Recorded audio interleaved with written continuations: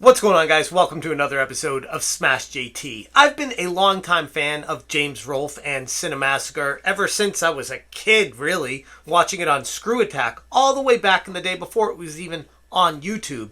The angry video game nerd really resonated with me alongside plenty of other people. But as time has gone on, I feel like I don't resonate with it like I used to. And in this video, I wanted to talk about not just why I've kind of fallen off the Cinemassacre fan hype train, but why the channel itself seems like it's dying.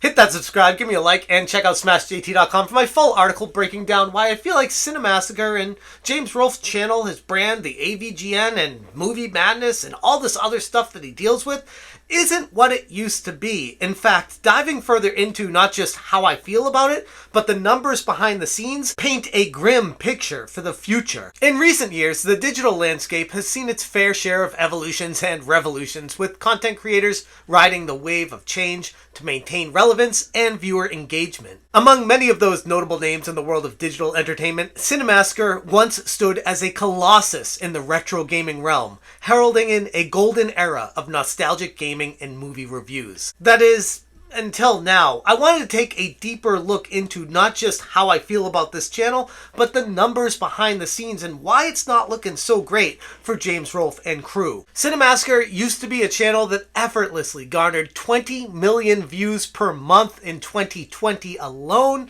and it's seen a drastic downturn since then, reaching the 10 million mark only once in 2023. That means they hit half the amount of views that they used to hit on a monthly basis regularly in 2020. Fast forward 3 years to 2023, and they only hit that 10 million mark once. Half the amount of views, and it's only 1 month in 2023. It's a stark decline, and I know there's a lot of people watching this would be like, hell yeah, I would kill for 10 million views in a month. Like, he's still doing great. And yes, I agree, the channel is still doing just fine, all things considered, but based off the trajectory, it's a very steep cliff falling straight down. This isn't just a number, but more so insight to the channel's fading relevance with its audience. The drop in viewership is alarming, especially considering that before 2022, this kind of downturn was unimaginable for a channel like Cinemassacre. But the reasons behind this decline aren't just one thing, at least in my opinion. Being a longtime fan of Cinemassacre and someone who partook in watching regular episodes of James Rolf, whatever that guy put out there, I would be watching.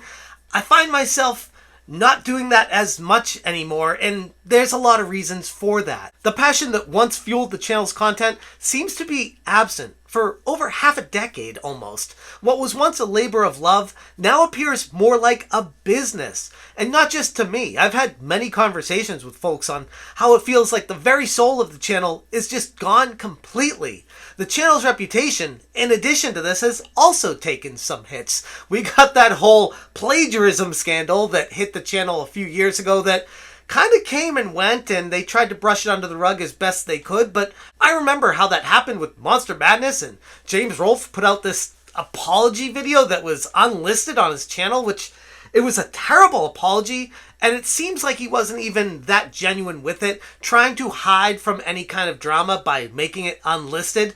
Yes, he made a video and told people about it, but tried to minimize the reach of it as much as possible so that he wouldn't look bad. And I feel like that's kind of almost in a weird way deceiving your audience. Copy pasted some stuff and just put it in the script. So I thought that person wrote it themselves.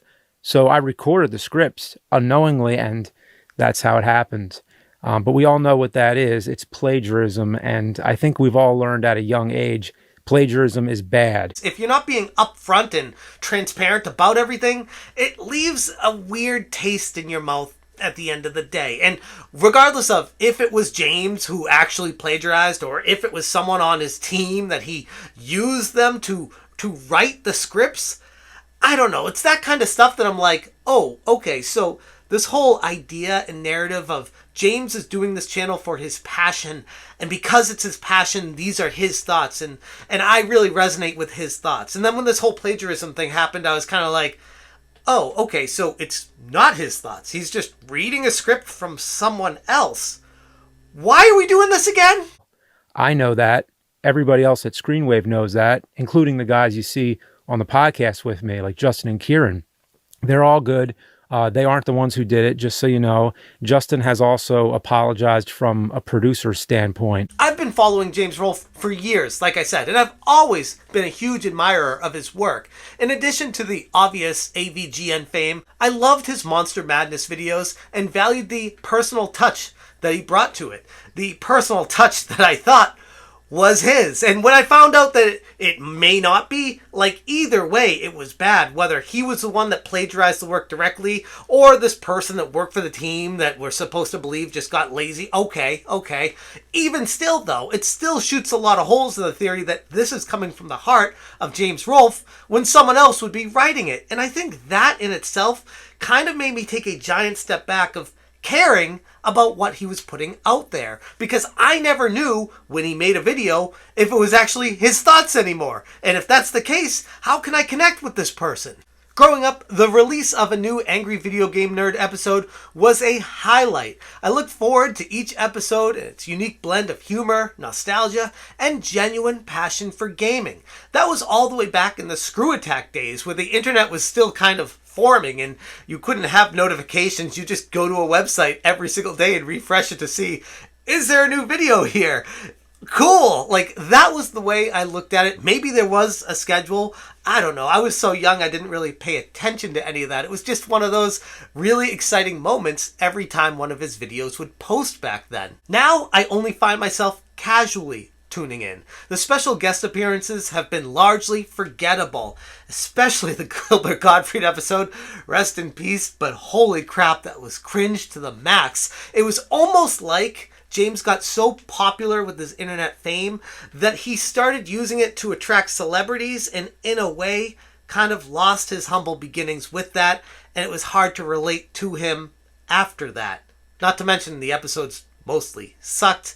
I guess the Macaulay Culkin one was funny enough because of the Home Alone stuff, but most guest appearances just came off as complete cringe. But even more than just those cringe special guest appearances, I feel like it was largely due to a noticeable decline in the quality of acting by James himself. I mean, just watch this one part of his updated version of Jekyll and Hyde and you'll see what I'm talking about. Yeah, because there's no way I could sum up this total desecration of the NES library. It's cursed, it's unholy. Nobody wants to play Jekyll and Hyde. Maybe it was just a lack of care in the editing process. Maybe he's rushing it out because it's a business. But I feel like this kind of stuff never used to happen back in the day.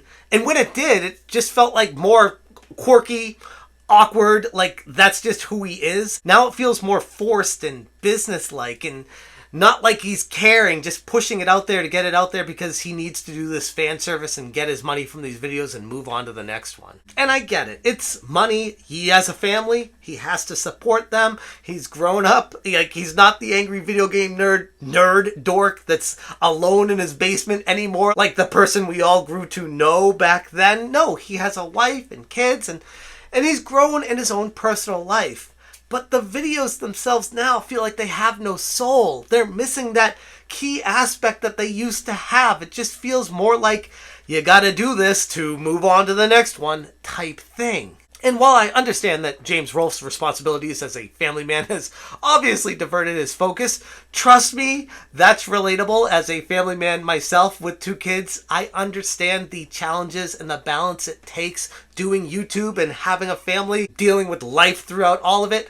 I get it, but it's undeniable that the channel's evolution, or perhaps de-evolution, has moved it away from the magic that once captivated the audience. Oh, and YouTube's censorship policies have significantly altered the channel's trajectory as well, with YouTube imposing constraints that have diluted the raw, unfiltered essence that AVGN was once celebrated for. We're now dealing with this. This is horrible. Diarrhea. Balls. What a piece of. Hey, wait. Despite all those challenges and dealing with the censorship on a channel that based its premise on not being censored, I can't even with what they're trying to do and making it out to be like that's a funny thing. The censorship is just so cringe in itself that I don't know anyone that would prefer to watch that version over anything, yet they're trying to market it like that's what you should want to watch. It's very, very strange. The silver lining remains that the rich archive of older episodes is a retro gold mine that continues to offer a glimpse into the heyday of Cinemassacre. Unless they end up replacing all those old episodes with the censored versions.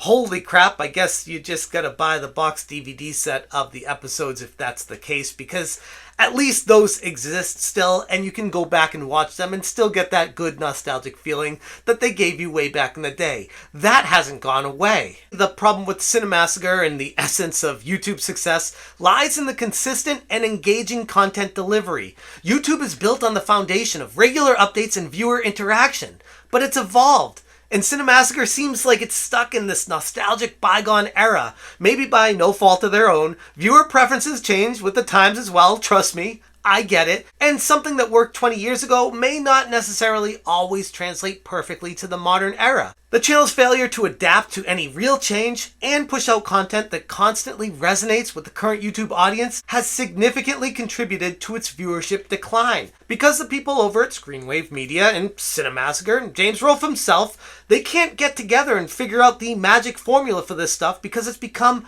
way too businesslike. Too many suits involved, too many people directing traffic instead of just letting James do what he wants to do and make these projects work with his passion. No, he has to get out more episodes all the time because he has a strict schedule to adhere to make sure he can support his family. And while I get it, YouTube has become a business for some people that were able to make it work, unfortunately that can work against you if you're unable to make it feel authentic. The channel's attempt to enter a nostalgic phase, as hinted at in previous update, has not borne much fruitful resurgence it desperately hoped to garner either. The lack of impactful content coupled with an attempt to diversify into music videos and other ventures has not captured the audience interest whatsoever. It's led to a further decline in engagement and views, and while I would applaud James for pursuing his passions, like I said earlier, the band he's a part of and all that stuff that he's doing on the side, at least to me, is just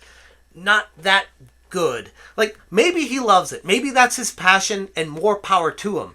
But to me, that's not bringing in the engagement, the views, and attention that Angry Video Game Nerd did for him. Not to mention Monster Madness and plenty other ventures that he's done on his channel previously. There's a delicate balance to maintain with your channel, and involving personal life and content creation comes with its own set of challenges and risks. And right there explains exactly why Cinemassacre is stuck. Even though reaching 10 million views in a month is still an incredible achievement by many standards on the platform, for Cinemassacre, it's a stark reminder of its former glory and a signal that change is imperative for survival. Cinemassacre's situation serves as a good reminder for all content creators. It underscores the importance of evolving with a new audience, innovating content, and maintaining a genuine passion. And without making significant changes and a renewed focus on what made the channel a staple of digital entertainment in the first place, Cinemassacre might continue on its own path towards obscurity, remembered more for what it was than what it is. And that's not to say that it's been a complete failure and all the videos that James Rolf has produced have been terrible. It's just been inconsistent. I'm looking at videos from like 5 years ago. The Earthbound video comes to mind, where that was a YouTube masterpiece in my humble opinion. A fantastic video from start to finish, taking you through the entire journey of this insane game and giving fun tidbits throughout, the angry parts of it, the swearing parts of it, but also being able to show that a good game can be tackled by the angry video game nerd. Same with Final Fantasy III, even though that was a little bit more streamlined. I enjoyed his Kid Icarus video too. He's had a slew of good ones in between all these misses. But again, the problem is, it feels more like he's trying to be the old James instead of just being James. And right there is the essence of the entire demise of what Cinemassacre is going through right now. If James can find himself and go back to the roots of what made him so special with the origins of the passion and the love behind the channel, I think there's a chance to make a comeback here, but if it's just going to be a business of spitting out nerdy neighbor videos all the time just to get content out there because the YouTube algorithm demands it, it's going to make his channel suffer in the long run. At least those are my thoughts of a longtime fan of Cinemassacre. I'd love to see this keep going and finding success, and I love watching the videos when they're worth watching.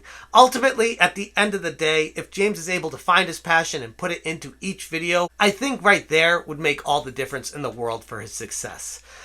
Anyways, those are my thoughts on Cinemassacre and its potential eventual demise. It's spiraling down right now. And yes, there's a chance for success in turning the tides. There always is with every channel, and this one's no different. James needs to grab the proverbial bull by the horns and take the passion back from whoever's stolen it from him. I'm going to leave it there. Check out smashjt.com for my full article breaking down all this information and the links, references, and statistics, all that your heart desires. Thank you so much for watching, and as always, you stay smashing. Smash JT. Smash JT. Smash JT.